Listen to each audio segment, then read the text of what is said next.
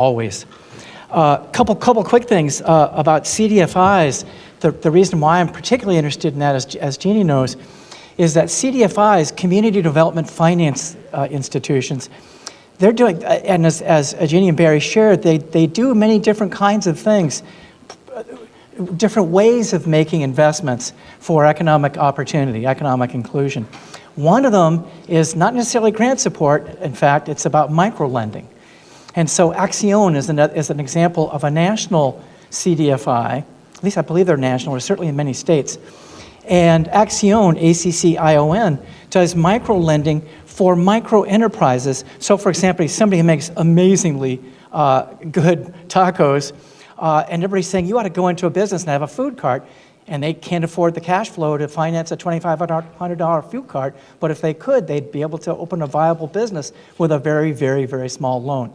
One of the important things to understand with banks on CRA and CDFIs is that where a bank will tend to prefer, because of the economies of scale, will tend to prefer larger scale kinds of investments and loans because it's less labor intensive per the lending dollar.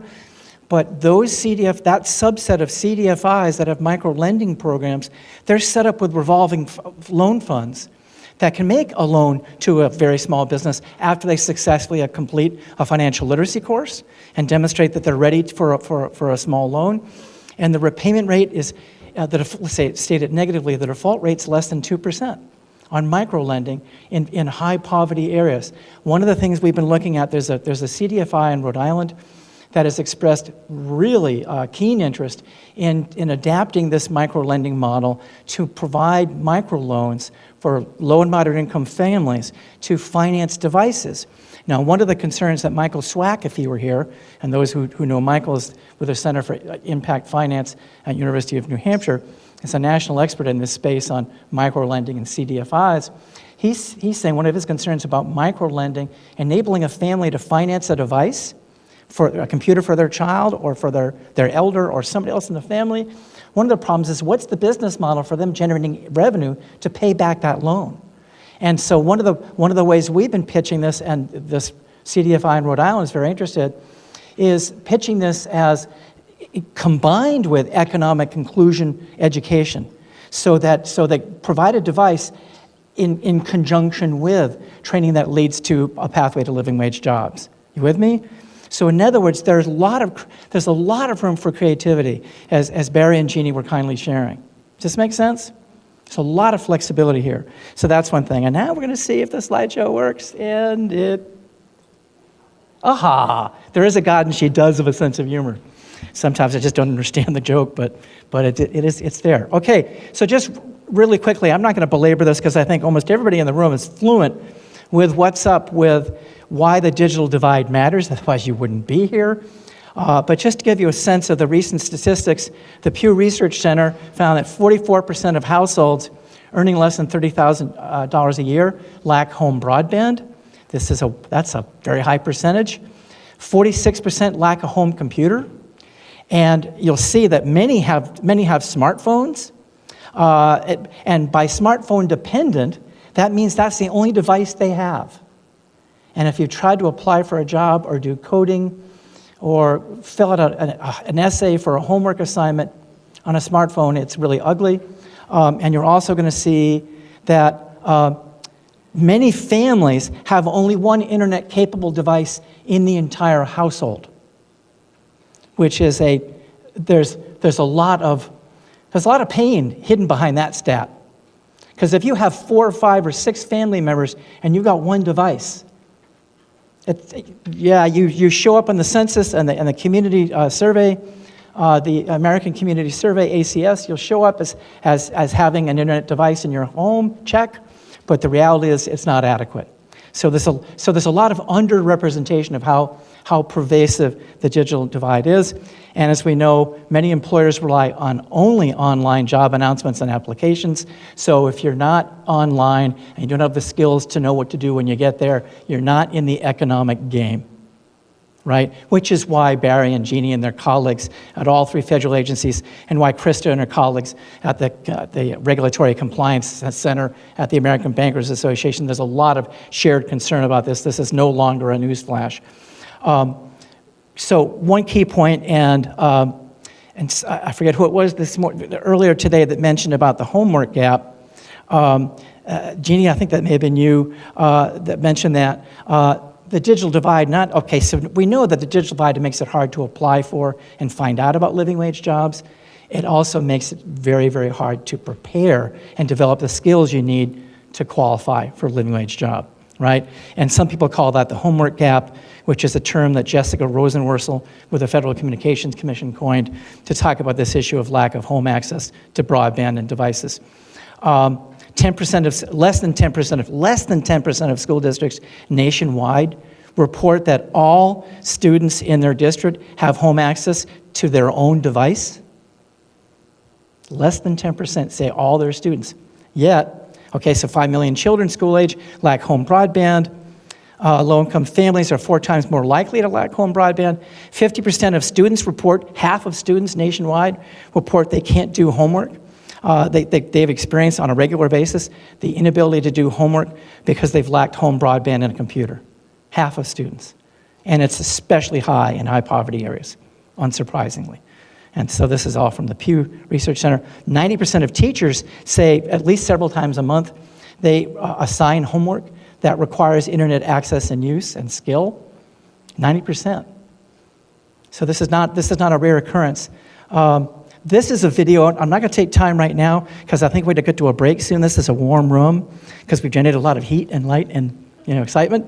So we're going to try to segue to a break. But if you go to the digitalequity.us homepage, you'll ordinarily see today it's superseded by the link to live streaming of this summit. But you'll ordinarily see this video. It's 3.5 minutes. And I urge you to watch this. I've watched this a dozen times. And I am crying every time by the end of this. And it really brings home why this matters. This was a fabulous video produced by the Sprint 1 Million Project, and it just talks about kids who have access to devices and internet and kids who don't, and it just brings it home. Wendy? You want to do that? You game for that? Yes. Okay, all right, let's do it. 3, 2, 7, 9. Thank you. That is correct.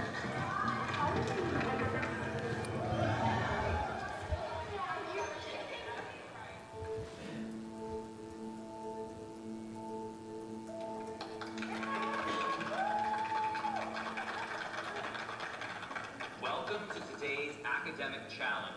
You may only use what's on your table. There will be 3 rounds, and the questions will get harder. What is the largest animal living today?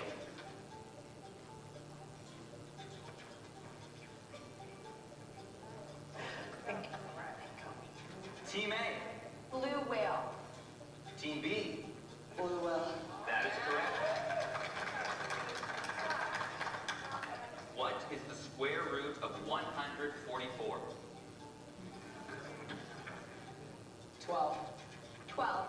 Correct. India. India. Neil Armstrong. Neil Armstrong. William Shakespeare. Correct. You're tied.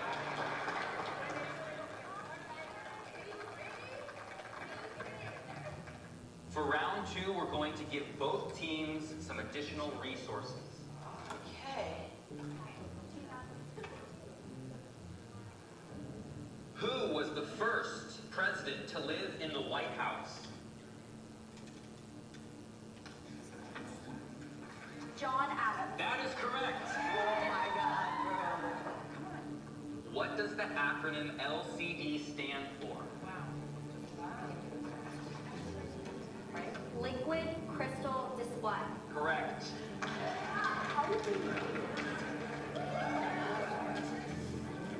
Go with it, just go with it. Sargasso Sea. That's correct. 8 minutes and 20 seconds. Correct. Samuel Morse. Correct. Denver, Colorado. Santa Fe, New Mexico. And Salt Lake City, Utah.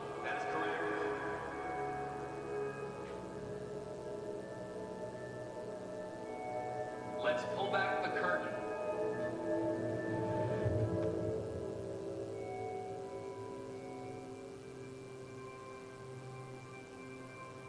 Are you kidding me? That's so not cool. Okay, I'm offended that they had such an unfair advantage. It was way too fast. Please have your team captain open the envelope on the table. 70% of teachers assign homework requiring access to the internet, and yet 5 million households with school-age children do not have high-speed internet service at home. That just puts 5 million other people at a disadvantage, which is not okay.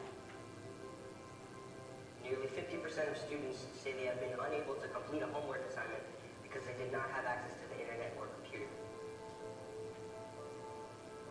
I know that the percentage is so high. Everything he does is in the computer. So if he didn't have access to it, he wouldn't have a chance. Someone may not be pulling the grade not because they're not smart, they just don't have access to what all the other kids have.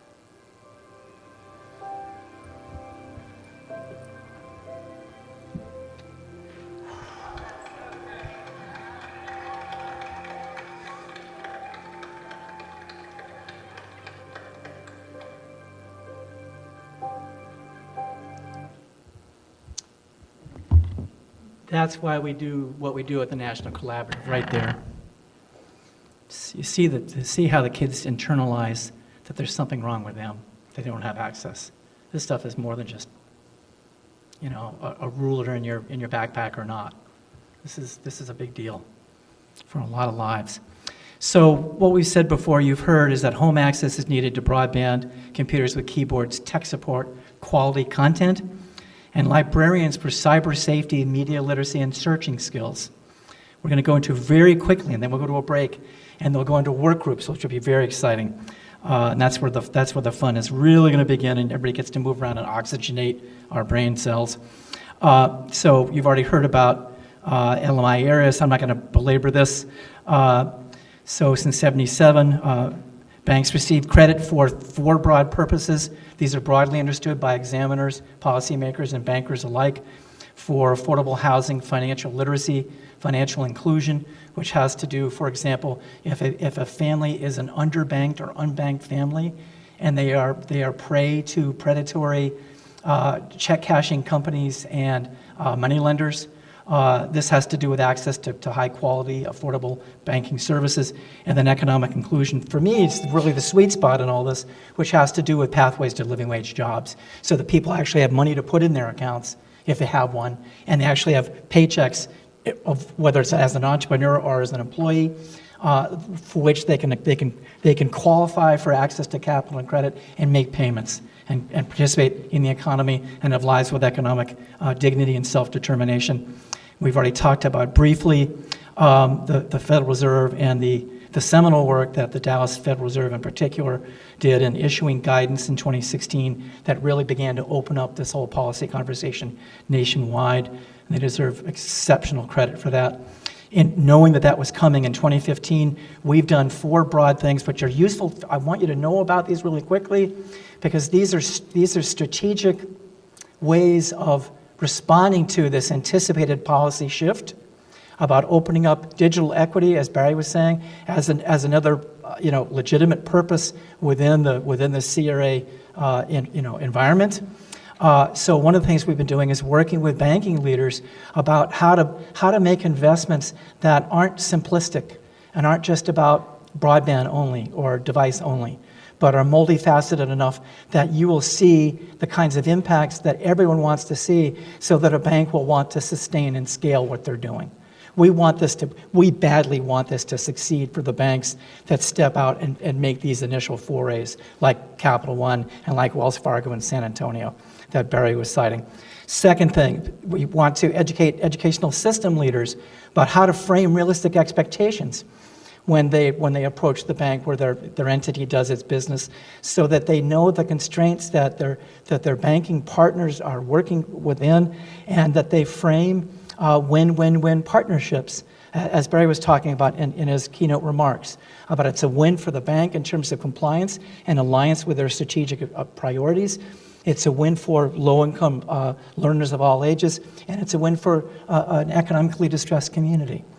And so there's a lot of education for educational system leaders, so that this is not like, this is so qualitatively different from most other funding sources that post-secondary and K-12 educational system leaders encounter. You will not find requests for proposals that you apply competitively for. This is relational, as you've heard. It's important to emphasize that and continue to emphasize. This is slow and steady wins the race, and we need to build rapport and build trust on this. And that's something that Christy remarked about as well, Krista Jonk with ABA. Thirdly, we've begun organizing, we've had several of these now, statewide summits to mobilize multi-sector teams in low and moderate income communities across a state. We've done this now in New Hampshire for 2 years running. As I mentioned earlier, in Massachusetts, we did for the first time in December. We're already seeing some CRA precedents being set. So for example, we have a community bank in Franklin, New Hampshire, that is, at least to our knowledge, the first known bank nationwide that's using CRA resources to finance the refurbishment and donation of their computers when they refresh them, to put in the hands of low-income families in their community.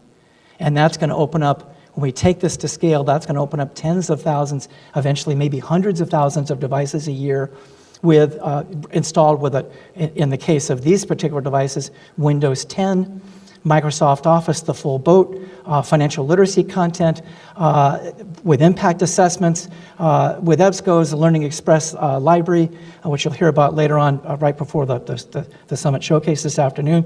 So what we're seeing when this number 3, it's really about digging deep to actually get traction on specifics in a statewide network of local concrete actions by which banks and their partners can make a measurable difference in the lives of their community around digital inclusion and economic inclusion. Fourthly, and this is the challenge I mentioned earlier about mobilizing essential digital equity resource providers, we really want to challenge, just like we're challenging, you're going to hear us challenge foundations, banking leaders, educational system leaders. I think we all need to be challenged here. We all need to up our game on all of this, and I think we want to. And I think doing it together, it's very doable. One of the things we want to do with resource providers, so for example, the Tech Corps and GenYes and the American Library Association and Internet Essentials with Comcast and on, we have dozens of partners that we point people to. For example, the National Digital Inclusion Alliance is a membership of hundreds of local organizations in low-income communities doing heroic work on no funding. We have HUD Connect Home. Dina Lehman Kim, who's the program manager for that at HUD, she'll be here on the evening panel tonight, as HUD was mentioned, and the great work that they're doing.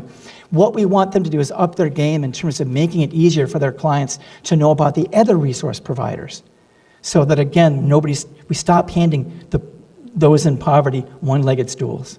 Make sense? So, in terms of concrete examples, broadband, just very quickly, and I promise they will segue, so I swear. So, broadband, Kajit, Michael, Kajit, thank you. Michael Flood rocks the house on mobile hotspot devices with Kajit, K-A-J-E-E-T. You'll hear about him in our resource showcase later this afternoon, early this evening. And they do fabulous work on Wi-Fi on buses, mobile hotspots that make education-related broadband available for low-income families at $10 a month. Then you've got other strategies around Internet Essentials and those other cable companies that provide deeply discounted all-you-can-eat broadband for $10 a month, which seems to be the economic sweet spot on this.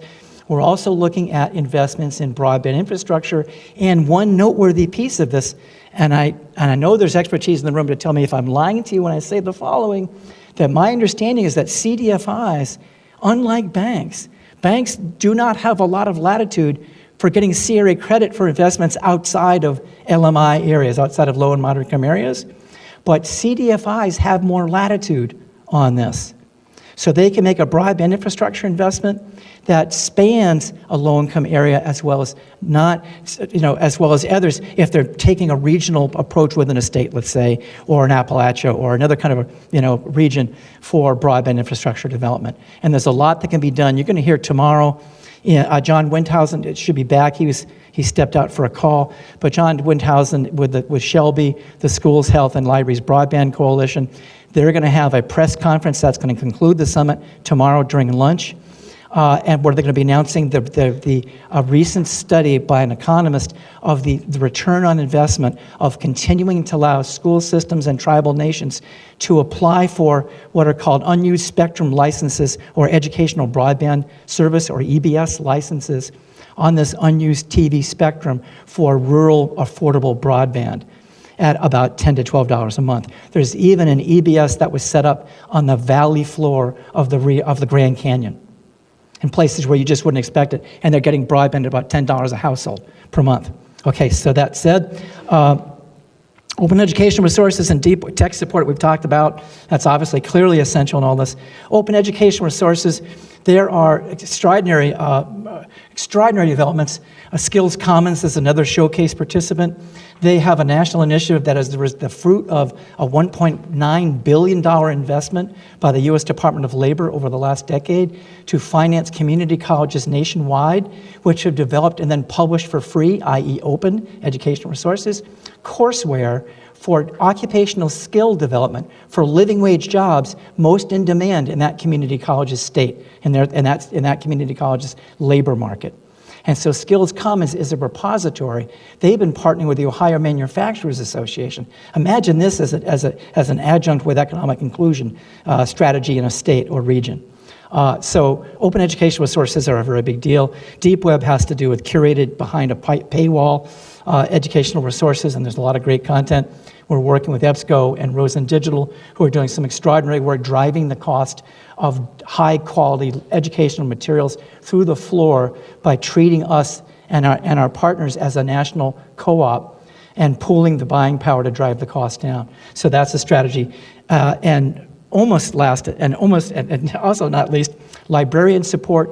We have an initiative we're starting in August and then scaling early January of next year with Carol Gordon and her colleagues with the New England School Library Association, NESLA, and we're going to scale that nationwide with the American Association of School Librarians, where candidates who are preparing to be trained as school librarians as part of their clinical experience, as part of their training and working with real-life learners, are going to be providing free chat-based support for LMI learners related to economic inclusion. Because one of the things we said early on today is that when we're talking about LMI learners, to a very high percentage, many of these learners have been traumatized by poverty conditions, and the need for personalized, respectful support for their needs is crucial. And we believe that librarian support and using chat, we're going to pay $1,500 a year for the license to SpringShare's LibChat tool, and bring free chat-based support nationwide for LMI learners in partnership with the school library profession, thanks to the heroic unsung work of librarians. Last and not least, Dr. Robbie Melton. Robbie, are you in the room? Okay. Yeah, she's the goddess of educational apps. And so if you go to Appapedia, you'll see an extraordinary compendium of best in show curated by thousands and thousands of educators, a database of 50,000 educational and productivity apps for pre-K all the way through seniors. So in other words, there are in each of these dimensions, I was having a conversation with a senior VP at a regional bank that's OCC reviewed in New England last Friday. And he was saying, so what can you do just beyond broadband? And we're starting to go into these different dimensions and how there are partners. We're ready to rock and roll with this. No, not just we, but all the people in this digital inclusion world that are well represented in this room. There's a lot we can do that's impactful at very, very low cost.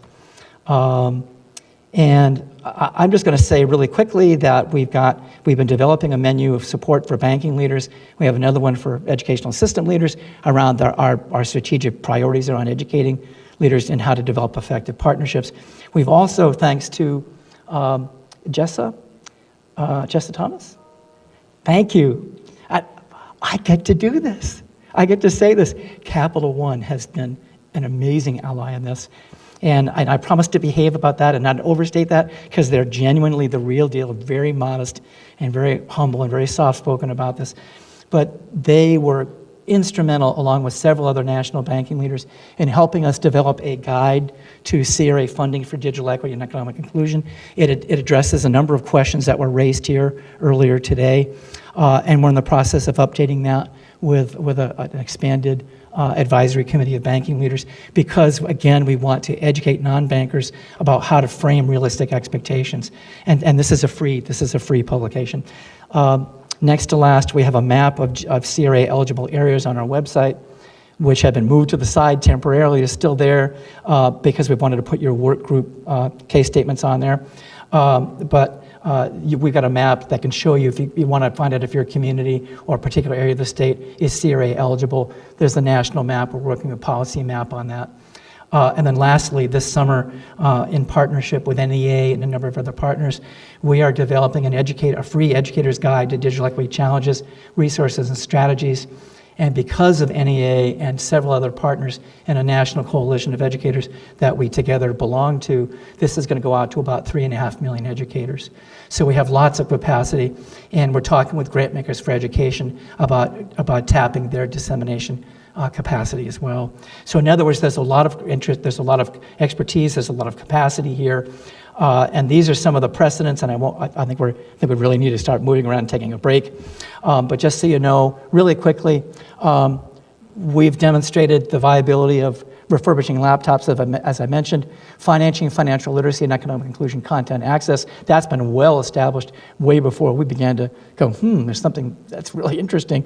I will say that the third bullet around financial literacy content with impact and assessment and badging is something that Rosen Digital has done some extraordinary work with back in that table with the financial literacy piece. They're doing some very exciting work on, so you can actually, a bank that makes an investment in financial literacy curriculum could actually see the impacts, because we're really about, let's grow some knowledge about what are the impacts of all these amazingly generous things that bankers are doing under CRA, okay? Fourth, the chat-based librarian support. We're getting a bank to finance that with CRA dollars. We've gotten a bank commitment to provide cash match for a low-income school system that is going to be using that to leverage substantial on the ratio of about 4 to 1. For every dollar the bank provides, we're getting $3 to $4 of match for broadband infrastructure under CRA. And then lastly, and Dennis Harper with Gen Yes, and several people you're going to hear about from them later this afternoon. These are local chapters that teach kids in grades 3 through 12 how to provide tech support for the adults around them.